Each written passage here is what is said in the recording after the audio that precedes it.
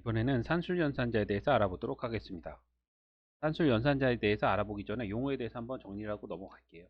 수식이라고 하는 건 이제 피연산자들하고 연산자의 조합이라고 하는 거고요. 연산자는 뭐냐면 연산을 나타내는 기호. 우리가 수학 시간에 했던 플러스 마이너스 곱하기 나누기. 요게 이제 연산자가 되는 거고, 이 플러스 마이너스 곱하기 나누기 위해서 이제 연산이 되는 대상, 그거 이제 피연산자라고 하죠. 그래서 연산자 플러스 피연산자가 모여서 이제 수식이 되는 거고. 이렇게 5 곱하기 8이라는 게 있을 경우 연산자는 곱하기 기호, 그리고 5하고 8은 연산자에 의해서 계산이 되니까 피연산자가 되는 거고, 이것이 모여서 이제 수식이 되는 거죠. 산술 연산자를 보면 우리가 초등학교 때부터 봐왔던 거 플러스 마이너스 곱하기 나누기 이렇게 있어요. 그리고 이 플러스 연산자는 숫자에서는 숫자를 더하는 거, 7 플러스 4는 11이 되게 만드는 거고, 만약에 7이 문자열이고 4가 문자열이에요. 그러면 이거 두 개를 플러스 연산을 하면 그냥 7 플러스 4는 11이 되지만 요거는 문자열이기 때문에 결합이 돼요. 문자열 7, 여기 따옴표가 있는 건 다 문자열이라는 거고, 밑에 있는 건 그냥 정수예요. 주의하셔야 돼요. 플러스 마이너스 곱하기 나누기, 이제 나머지 연산자, 요거를 예제 코드로 한번 짜볼게요. 변수 i에는 7이라는 정수값, 변수 j에는 4라는 정수값이 들어가 있어요. 나는 i 플러스 j의 이제 결과를 알고 싶어요. 그러면 이거를 프린트 매개 변수로 i 플러스 j를 하면 i 플러스 j가 계산이 돼서 그 결과값 11이 이제 출력이 되는 거죠. 이렇게 하면 요 세 번째 라인 이후에 i 플러스 j의 값을 이제 내가 사용을 할 수가 없어요. 다시 계산을 해야 돼요. 그래서 이런 방식보다는 이제 변수에 넣어서 사용하는 방식,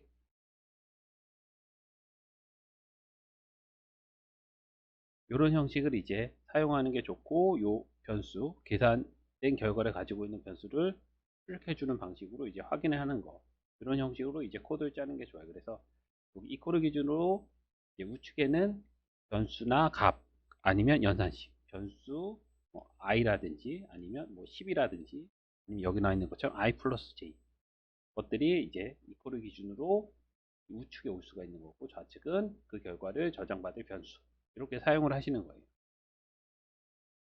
마이너스도 또 똑같은 거에서 여기만 바뀌는 거죠. 마이너스로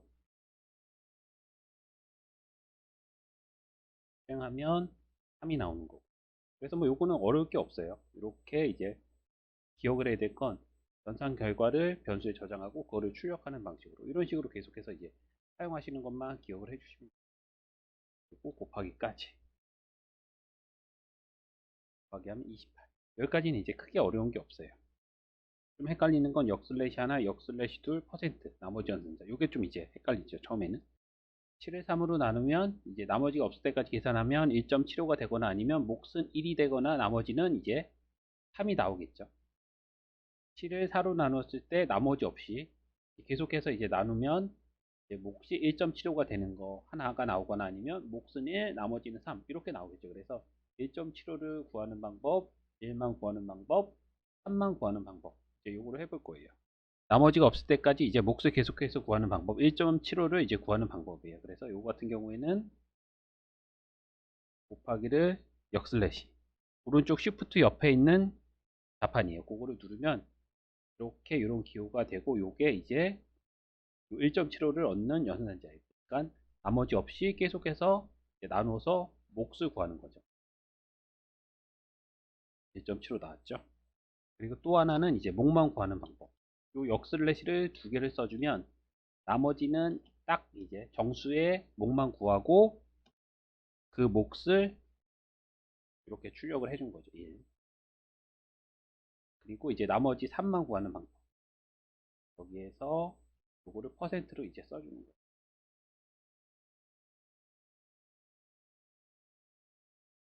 이렇게 나오죠. 그래서 역슬래시 하나 있는 거, 두 개 있는 거, 퍼센트. 요거를 헷갈리지 말고 잘 사용을 하셔야 돼요. 이번에는 산술 연산자 중에서 익숙하지 않은 이제 나머지 연산자의 용도에 대해서 이제 살펴볼게요. 이 나머지 연산자가 언제 이제 잘 사용이 되냐면 어떤 수의 배수인지 아닌지를 이제 판단할 때 많이 사용이 돼요. 그래서 만약에 7하고 4하고 10 이런 것들을 2로 나누었을 때 여기 보면 나머지가 0인 것들과 그렇지 않은 것들이 있어요. 그러면 여기서 0인 것들은 2의 배수죠. 다. 그리고 나머지가 0이 아닌 것들은 2의 배수가 아니에요. 이런 식으로 해서 나눴을 때 나머지가 0이면 해당하는 이제 나눈 수의 배수가 되는 거고, 나머지가 0이 아니면 배수가 아닌 거예요. 그렇게 판단을 할 수가 있어요. 이것도 예제 코드로 이제 한번 짜보면 i에는 4가 들어가 있고 j에는 2가 들어가 있어요.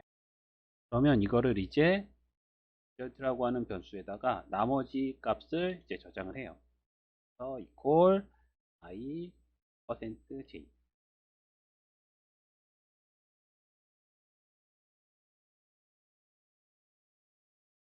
나머지를 출력을 했을 때 0이라고 하는 건 요 i. i가 2의 배수라는 뜻이 되는 거죠.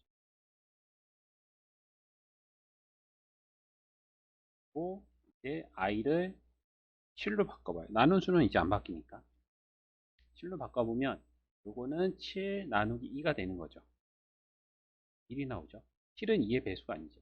그래서 0이 나오는 경우는 2의 배수가 되는 거고, 이제 나머지가 0이 아닌 게 나오면 이제 2의 배수가 아닌 거예요. 이번에는 10.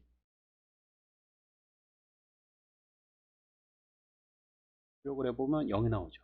10은 2의 배수죠. 그래서 나머지가 0이 나오는 거예요. 그래서 나머지가 0이 나오면 2의 배수. 0이 아니면 2의 배수가 아닌 거예요. 만약에 여기를 이제 3으로 나눴다고 해요. 그러면 다시 해보면 3으로 나눴을 때 4를 3으로 나눴을 때 나머지 1이죠. 그러면 4는 3의 배수가 아니에요. 1도 나머지가 0이 아니죠. 3의 배수가 아니에요. 또 나머지가 1이죠. 3의 배수가 아니에요. 만약에 10을 9로 수정을 해보면 9는 나머지가 0이 나오죠. 그러면 9만 4, 7, 9 중에 9만 3의 배수라는 뜻이 되는 거예요.